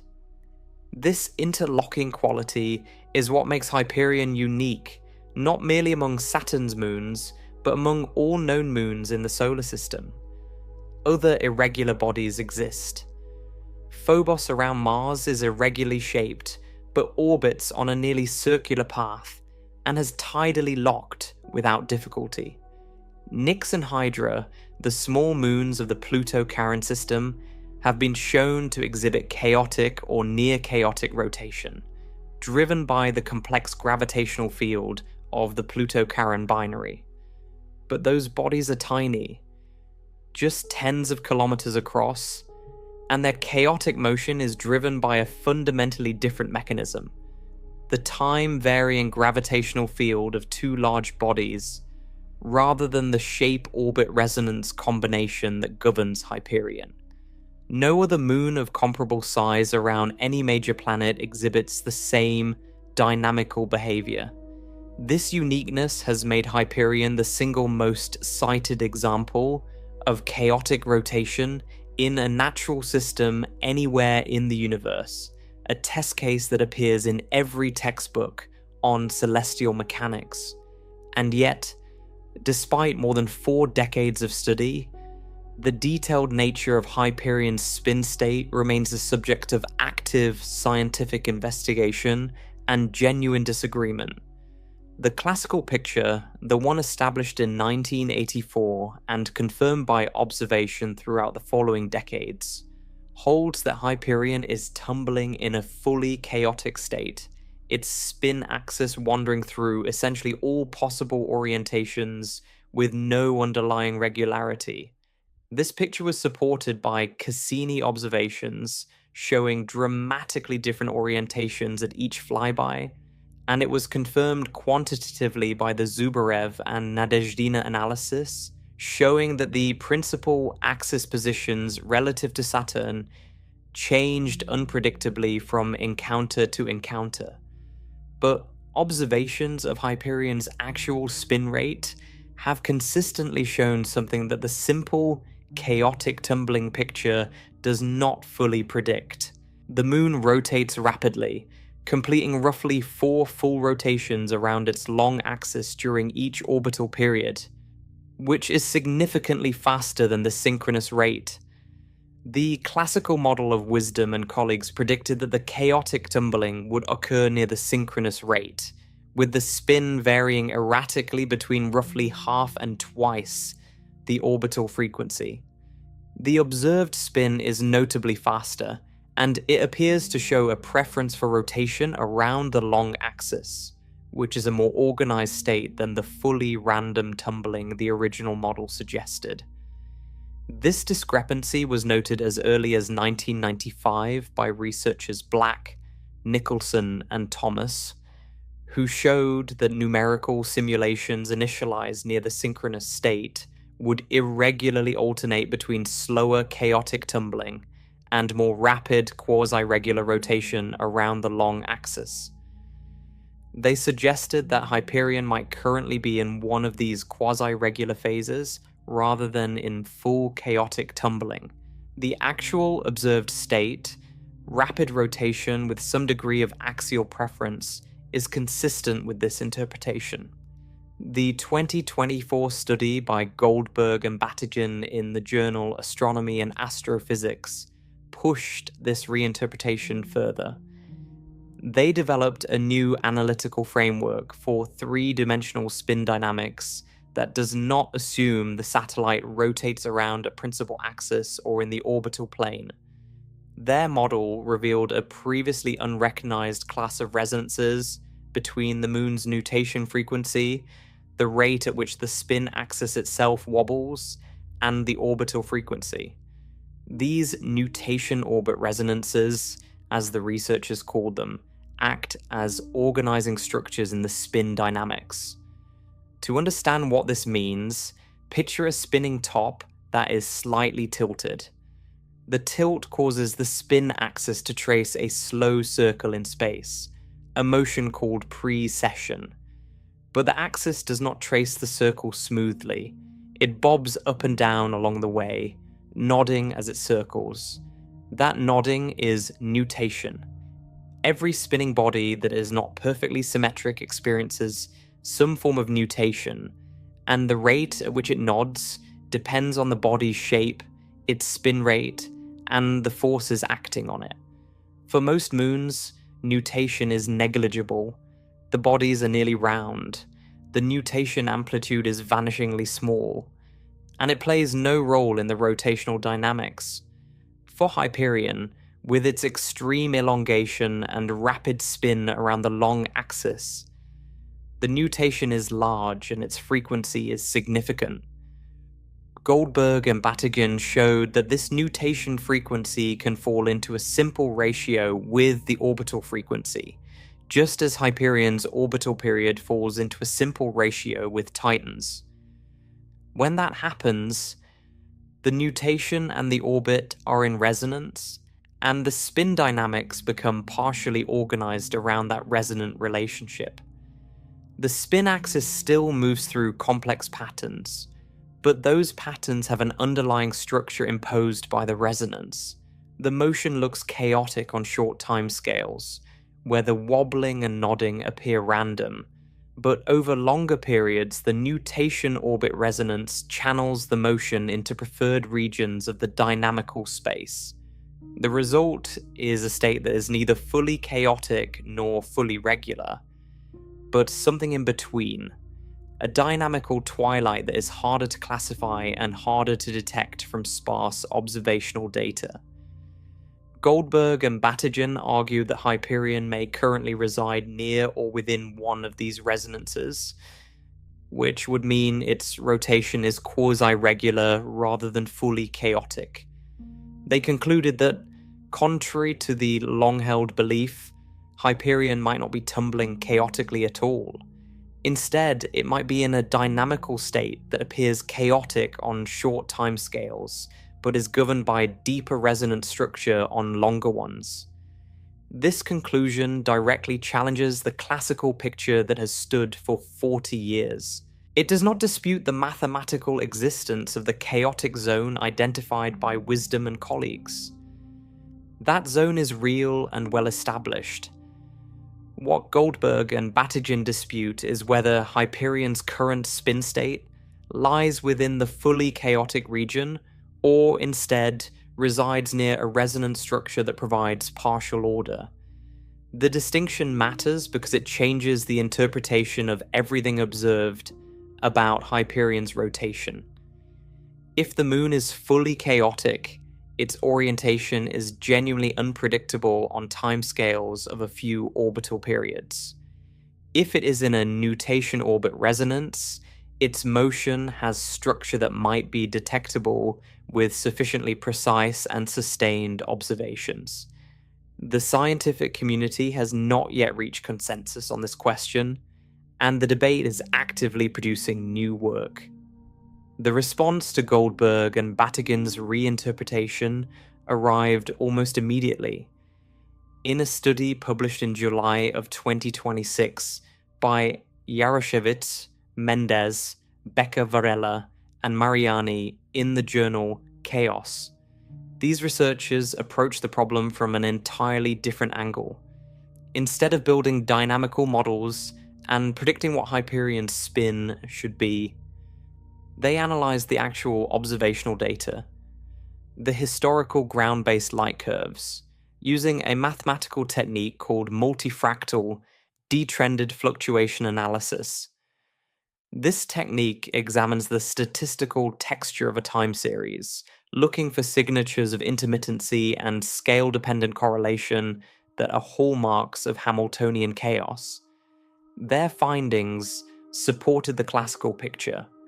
The multifractal spectrum measured from the observational data was broad, consistent with the chaotic tumbling model, and statistically distinct from what would be expected for regular resonant rotation. They concluded that multifractal scaling provides a positive observational signature of Hamiltonian chaos in Hyperion's rotation, the first time such a positive detection had been achieved directly from photometric data. Previous confirmations had relied on what the researchers called negative evidence, the failure to detect a stable period, which can be ambiguous when data is sparse and noisy. The multifractal analysis offered something stronger, a measurable statistical property of the light curve that differs between chaotic and regular rotation, and that in the observed data falls clearly on the chaotic side. The debate, then, is genuine and unresolved. One camp argues that Hyperion's rotation has more structure than traditionally believed, governed by nutation orbit resonances that impose partial order on the tumbling. The other camp argues that the observational data, when analysed with modern statistical tools, confirms the presence of full Hamiltonian chaos, consistent with the original prediction. Both groups are working from rigorous mathematical frameworks. Both have been published in peer-reviewed journals, and both agree on the underlying physics. Hyperion's shape, orbit, and resonance with Titan create a dynamical environment, unlike anything else in the solar system. What is not in dispute is the central observable fact. Hyperion's rotation has never settled into a stable, predictable pattern. Whether the correct description is fully chaotic tumbling or quasi-regular motion near a complex resonance, the practical reality is the same. No observation has ever found Hyperion spinning in a repeating state. No extrapolation from one measurement has ever successfully predicted the next. The moon has been watched for over 40 years with instruments ranging from ground-based telescopes to interplanetary spacecraft, and in all that time, It has never repeated itself. The reason this matters beyond the technicalities of celestial mechanics, the reason it reaches into something deeper than orbital parameters and Lyapunov exponents, is that Hyperion violates an expectation so basic that most people never even notice they hold it. We expect moons to be stable. We expect them to spin predictably, to show the same face to their planet, to drift through their orbits in a state of gravitational calm that has persisted since the early ages of the solar system. This expectation is not naive. It is grounded in real physics, confirmed by real observations, and justified by real examples drawn from every major planet with satellites. It is one of the most reliable regularities in planetary science. Hyperion breaks it. Not because the physics fails, not because some exotic force intervenes, not because the moon is artificial or anomalous in any way that requires new physics to explain, but because the specific combination of shape, orbit, and gravitational environment that defines this one particular moon happens to fall on the wrong side of the threshold that separates order from chaos. Everything about Hyperion obeys the same laws that govern every other moon. The outcome simply differs, profoundly and permanently, because the initial conditions and boundary conditions are different. And that is what makes Hyperion's story not merely a curiosity about one odd moon in the outer solar system, but a window into something far more fundamental about how the universe organizes itself. Chaos is not a breakdown of physics. It is a feature of physics, a regime that emerges naturally when the parameters of a system cross certain boundaries. Hyperion exists on the chaotic side of that boundary, and it has been there for as long as it has orbited Saturn. What remains is to understand what that actually means. Because the word chaos, as scientists use it, does not mean what most people think it means. The word chaos, in ordinary conversation, means disorder. It means mess and confusion and the absence of rules. When someone describes a situation as chaotic, they mean it has no structure, no logic, no underlying reason. It is a word that implies abandonment, a system that has come loose from whatever was holding it together and is now doing whatever it pleases. In physics, the word means something entirely different. It is the difference between a world without laws and a world where the laws produce behavior so complex that prediction becomes impossible, even though every moment follows those laws with perfect obedience. Without understanding this distinction, the Hyperion story collapses into a vague impression that the moon is simply weird. It is not weird. It is lawful, rigorously and completely lawful. And that is precisely what makes its behavior so disturbing. Deterministic chaos was first glimpsed in the early 1960s, when a meteorologist named Edward Lorenz was running a 12-equation computer model of atmospheric circulation. He restarted a simulation partway through, typing in numbers from a printout rounded to 3 decimal places, instead of the 6 stored in the computer's memory. The difference was a few 10,000ths of a unit in each variable. Within a short simulated time, the 2 runs diverged completely. The weather patterns they produced bore no resemblance to each other. Lorenz's first reaction was that the computer had malfunctioned. Vacuum tube machines in the early 1960s were notoriously unreliable, and a hardware error seemed like the obvious explanation. He ran the simulation again. The same divergence appeared. He checked the code. No errors. He checked the input data. The numbers on the printout were correct, just rounded. The only difference between the 2 runs was the precision of the starting conditions. And that difference was smaller than any physical measurement could ever resolve. The implications took time to absorb, even for Lorentz himself. What his simple 12-equation model was demonstrating was that the atmosphere, even in a vastly simplified mathematical representation, could amplify microscopic differences into macroscopic outcomes. A butterfly flapping its wings in Brazil, to use the metaphor that would eventually become famous, could in principle set off a chain of atmospheric interactions that altered the weather in Texas weeks later. Not because butterflies control the weather, but because the equations governing fluid flow have the mathematical property of exponential sensitivity. The gap between two nearly identical states does not stay nearly identical. It grows, and the growth never stops. This was not a flaw in the model. It was a property of the equations themselves, equations that faithfully represent how real fluids behave. Lorentz had not discovered a bug. He had discovered a fundamental limit on the predictability of deterministic systems, a limit that no amount of computing power could overcome because the problem is not computational. It is mathematical. The property has a name: sensitivity to initial conditions. In a chaotic system, two states that are almost identical, differing by an amount too small to measure with any practical instrument, will evolve over time into states that are completely different. The divergence is not gradual, it is exponential. The gap between the two trajectories doubles and doubles again at a rate that depends on the system's dynamics.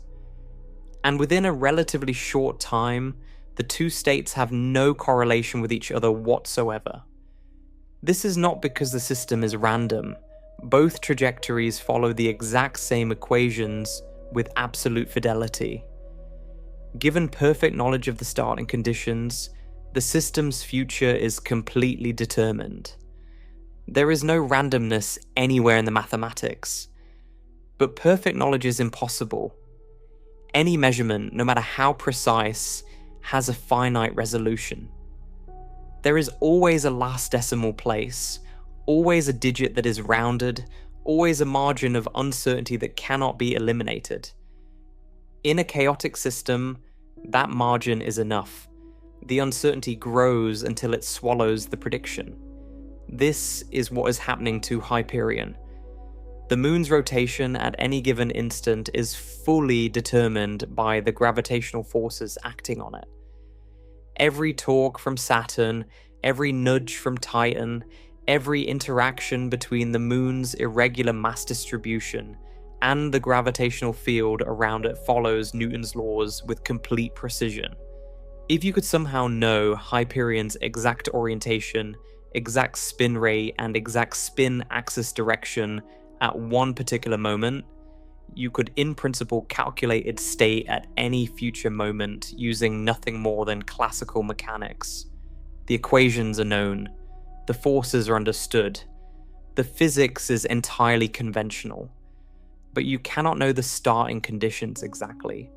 No instrument ever built can measure a physical quantity to infinite precision. And for Hyperion, even the tiniest uncertainty doubles on a timescale of roughly 1 orbital period. After 10 orbits, it has grown by a factor of roughly 1,000. After 20, 1,000,000. Within a few dozen orbits, the uncertainty has expanded from the width of an atom to the full range of possible orientations. Prediction has become meaningless, not because the physics broke down, not because something random intervened, but because the information needed to maintain the prediction has been destroyed by the system's own dynamics. This is what scientists mean when they describe Hyperion's rotation as chaotic. They do not mean it is random. They do not mean it violates physics. They do not mean scientists have no idea what is happening. They mean that the motion is deterministic but unpredictable over long time scales, governed by laws that are perfectly understood, but that generate behavior too sensitive to initial conditions for any finite measurement to track. The distinction between deterministic chaos and true randomness is profound, and it matters for understanding what Hyperion's tumbling actually looks like. A truly random rotation would have no structure at all. The spin axis would jump from one direction to another, with no relationship between successive orientations. There would be no pattern, no preference, no correlation between what the moon is doing now and what it was doing a moment ago. This is not what Hyperion does. From 1 hour to the next, from one day to the next, Hyperion's rotation changes smoothly and continuously. It follows a path through its space of possible orientations that is governed by gravity at every moment.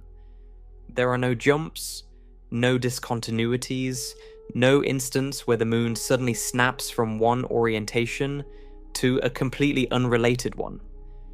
The motion is fluid and physical and obedient to every relevant law. What makes it chaotic is that this smooth, lawful path never closes on itself. A tidally locked moon traces the same path through orientation space on every orbit. It returns to the same state with the same spin axis, pointing in the same direction at the same phase of its orbit, orbit after orbit, forever. The path is a loop. Hyperion's path is not a loop. It is a trajectory that wanders through the full space of possible orientations, never quite retracing its steps, never returning to exactly the same state. It is the gravitational equivalent of a melody that never repeats, composed according to strict musical rules, coherent from note to note, but never arriving at a refrain. Imagine standing on Hyperion's surface. Saturn would dominate the sky whenever it was above the horizon. Roughly 20 times wider than the full moon appears from Earth when measured across the full span of its rings. A pale, luminous arc slicing overhead. On Titan, on Enceladus, on Mimas, Saturn hangs in one fixed position, never moving. Every tidally locked moon gives its planet a permanent address in the sky. On Hyperion, Saturn would drift across the stars in patterns that shifted from one day to the next. Sometimes it would arc high overhead. Sometimes it would skim a crater wall before sinking below the horizon. The speed of its motion across the sky would vary, faster at some times, slower at others, as the moon's tumbling carried you through orientations that changed the apparent geometry of everything above. You might watch Saturn cross the sky for hours, and then, on the following rotation, see it traced a completely different path. The rings would remain a thin, bright line, Hyperion sitting almost exactly in the ring plane. But that line would rotate across the sky unpredictably. The stars behind Saturn would wheel and turn in patterns that depended on the exact orientation of your patch of surface at that moment. An orientation that no one, not even in principle, could have predicted more than a few weeks in advance. Some days the ring line would slice horizontally across the middle of Saturn's disk, dividing the planet into two glowing hemispheres. Other days it would tilt to a steep diagonal, cutting across the planet at an angle that made the familiar shape look alien and wrong. On rare occasions, as your patch of surface tumbled through just the right orientation, the ring line might appear nearly vertical, a luminous blade standing upright through Saturn's center. And then, as the rotation carried you onward, the angle would shift again, the line tilting back, the geometry rearranging itself into a configuration you had never seen before and might never see again. Even the stars would betray the chaos. On any tidally locked moon, the constellations trace the same arcs across the sky on every rotation, as predictable as sunrise on Earth. On Hyperion, The background stars would wheel through different paths each time, their motion dictated by the tumbling orientation of your viewing platform. You would recognize the same constellations, the same bright points, but they would rise from different horizons, cross the sky at different angles, and set in different locations. The sky itself would be a map of the chaos, redrawn with every rotation. This experience, this absence of repeating sky, is unique in the solar system among regular moons. It is a direct, visceral consequence of the mathematical chaos that governs Hyperion's rotation. The same physics that keeps our moon's face permanently aimed at Earth fails to organize Hyperion's sky into any stable arrangement. The tumbling is gentle, it is smooth, it obeys every physical law, and it never settles.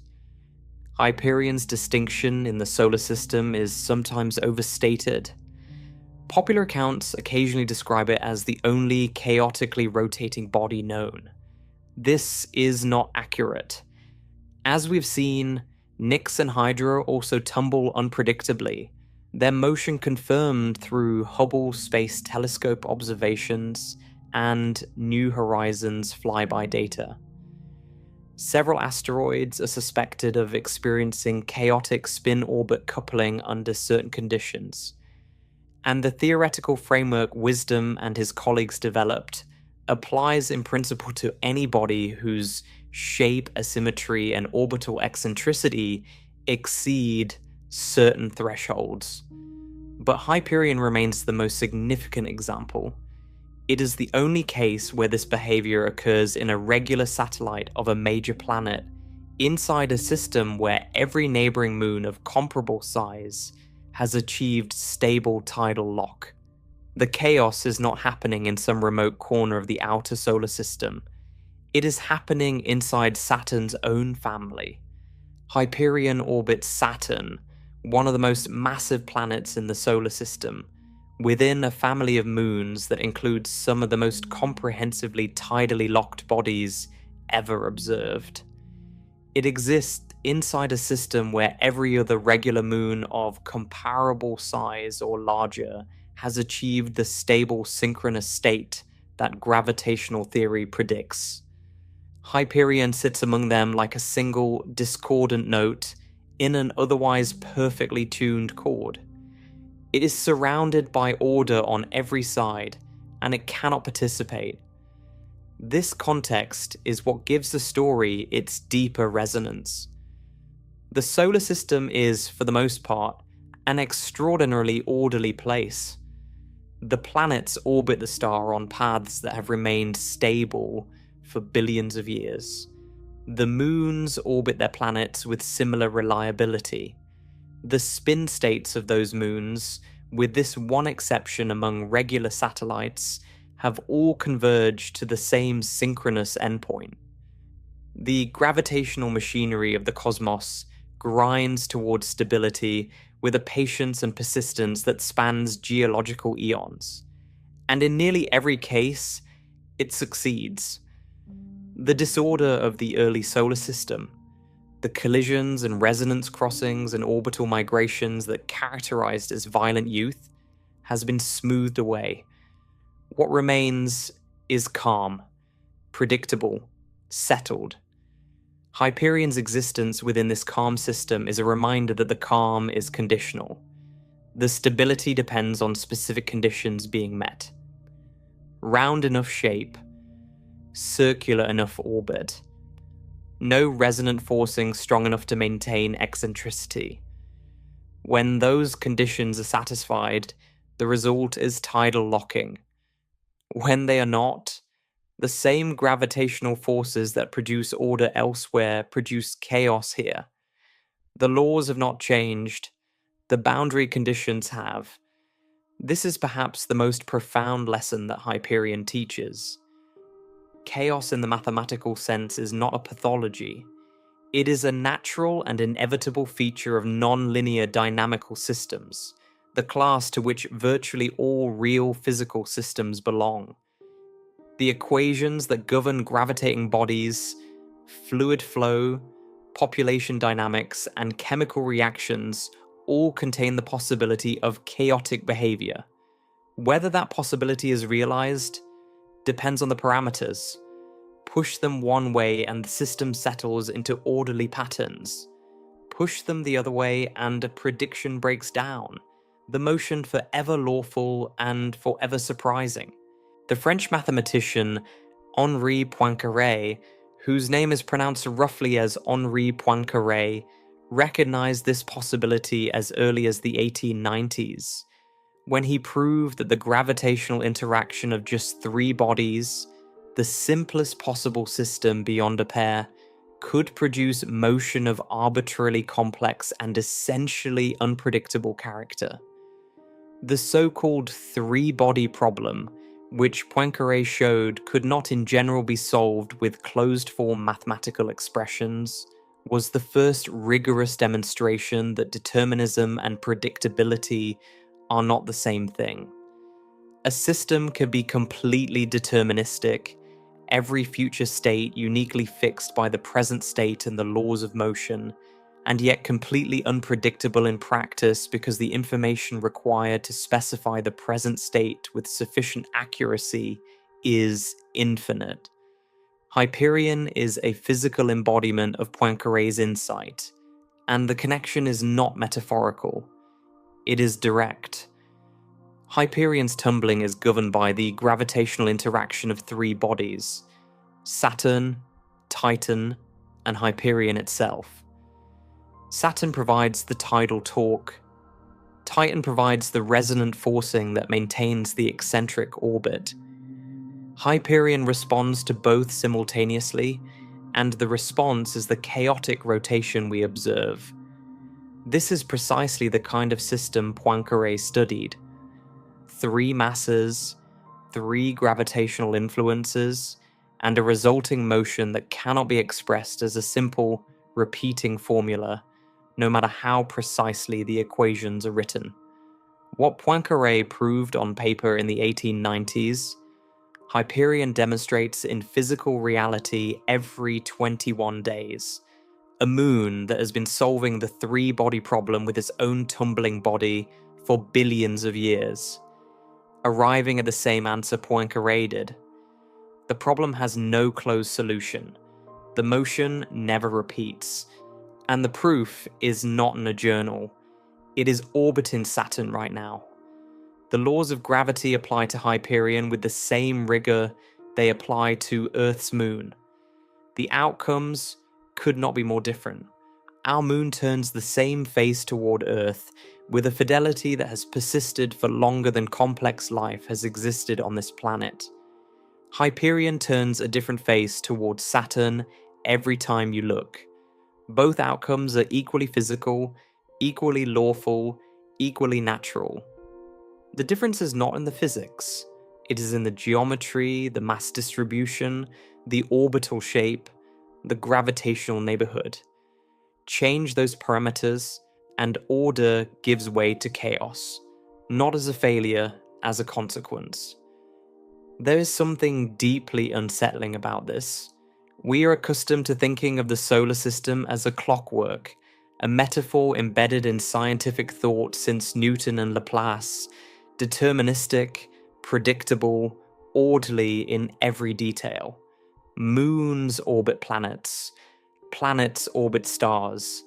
Everything turns in its appointed rhythm. Hyperion does not break the clockwork. It reveals that the clockwork was always more fragile than the metaphor suggested. Under certain conditions that are not exotic or extreme but merely specific, the same gears produce motion that no clock could track. Newton gave us the equations. Laplace gave us the confidence to believe those equations made the universe transparent. For 2 centuries, that confidence held. The orbits of planets were calculated with precision. The return of comets was predicted to the day. Eclipses were forecast centuries in advance. The universe appeared to be a machine whose future could be read by anyone with sufficient mathematical skill. Chaos theory did not dismantle that machine. It revealed that the machine has modes of operation that Newton and Laplace never imagined. Modes where the same equations, the same forces, the same particles produce a behavior that is lawful at every instant and unpredictable across time. The machine still runs, the gears still turn, but in certain configurations, the output is a pattern that never repeats, generated by rules that never change. Hyperion lives in one of those configurations. It is not a broken clock. It is a clock whose hands move according to the same physics as every other clock in the solar system, but whose specific shape and orbit and gravitational neighborhood place it in a regime where the hands trace a path that no watchmaker could follow. The machinery is perfect. The output is chaos. And both of those statements are simultaneously, rigorously true. This is the universe operating exactly as its laws dictate, in a regime where those laws generate complexity that exceeds any finite capacity to predict. Every factor behind Hyperion's tumbling has been identified, measured, modeled, and published. The scientific understanding is thorough. And yet the motion itself, the actual orientation of the moon at this exact instant, remains unknown until it is observed. Understanding the mechanism perfectly does not grant the ability to predict the outcome. This is the signature of chaos, the hallmark of a system where knowledge of the rules is not the same as knowledge of the result. Saturn has more than 140 known moons. They range from Titan, a world with weather and seas and a thick orange atmosphere, to tiny irregular bodies a few kilometers across that tumble in distant, inclined orbits captured from the debris of the outer solar system. Among all of these, the Saturnian system presents one of the most complete laboratories for studying gravitational dynamics anywhere in the solar system. Tidal locking, orbital resonance, chaotic spin, ring-moon interactions, gravitational shepherding, orbital migration. Every major process in the dynamics of satellite systems can be observed in some form within Saturn's family of moons.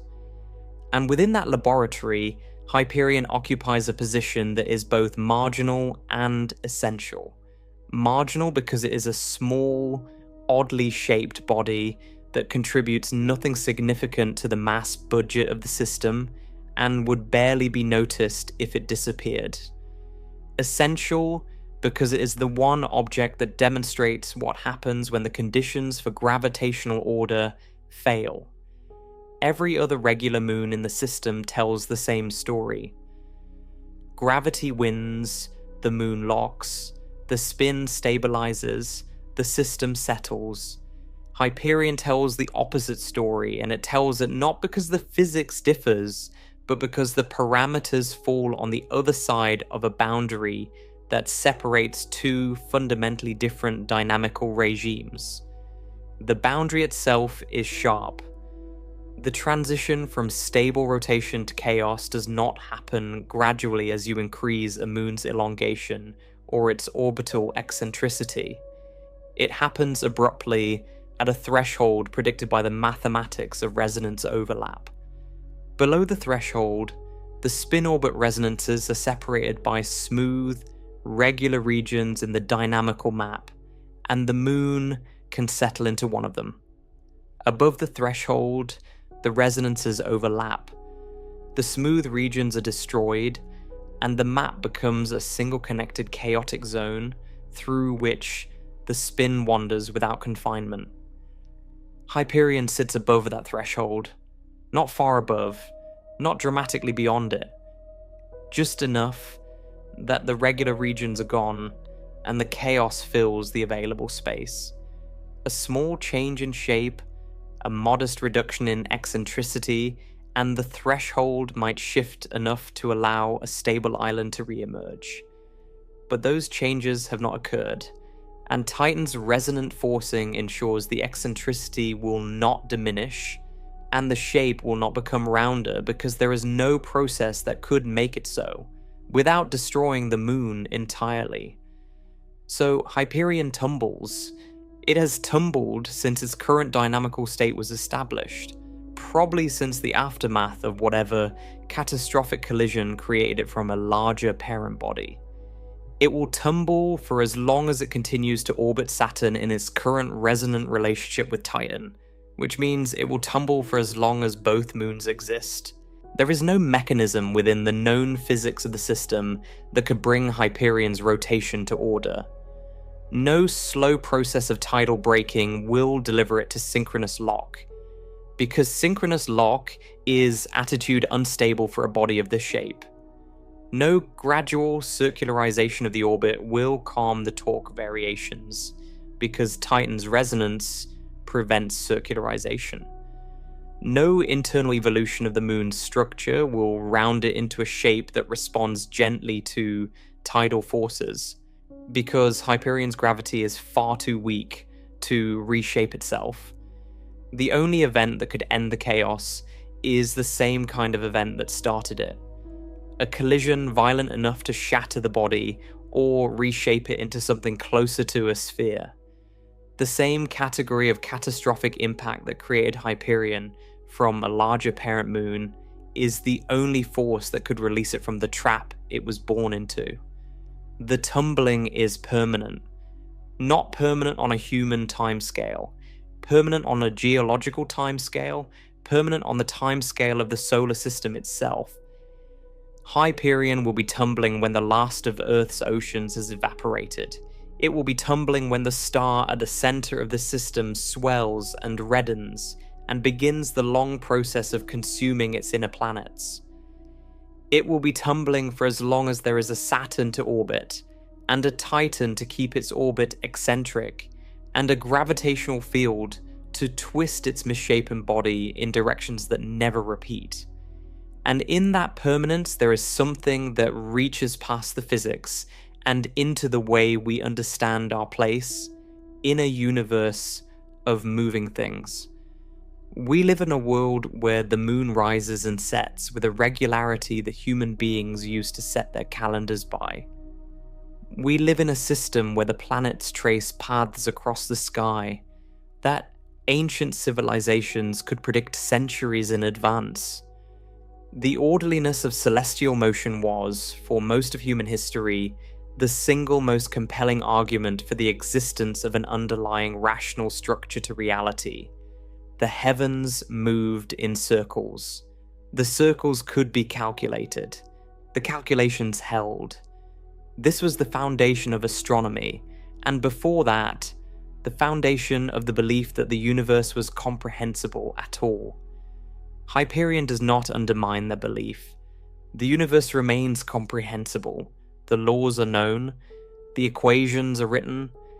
But Hyperion adds something to the picture that the orderly moons do not.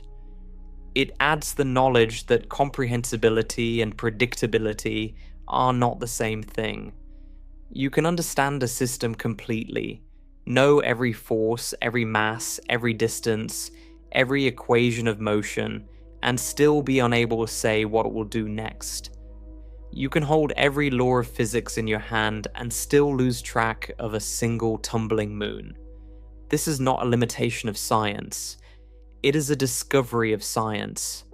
It is one of the most important discoveries of the 20th century, ranking alongside relativity and quantum mechanics in its implications for how we understand the relationship between knowledge and the physical world.